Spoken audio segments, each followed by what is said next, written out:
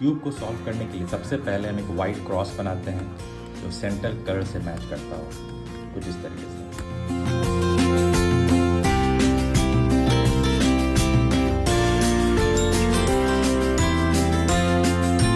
उसके बाद क्यूब को पलट देते हैं और ये 60 स्लॉट भरते हैं इस सेटअप का यूज़ करके, अप साइड डाउन बैक, ये कुछ इस तरीके से।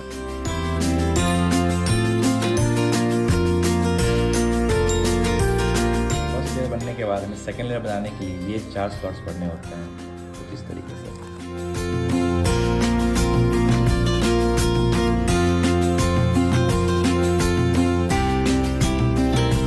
बनाने के लिए सबसे पहले हम येलो क्रॉस बनाते हैं, कुछ इस तरीके से।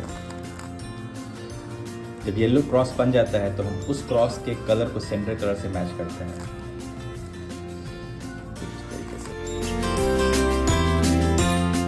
क्रॉस बन के मैच हो जाता है तो हमें देखना होता है ये 4 पीसेस हैं वो सही जगह पे है कि नहीं है, ठीक है। और उसको लाने के लिए हम ऐसे ये फॉलो करते हैं। एक बार जब सही लोकेशन पे आ जाए तो बस क्यूब को पलट देते हैं और वही सेटअप मूव्स का यूज़ करके हम सारे क्यूब को सॉल्व कर देते हैं।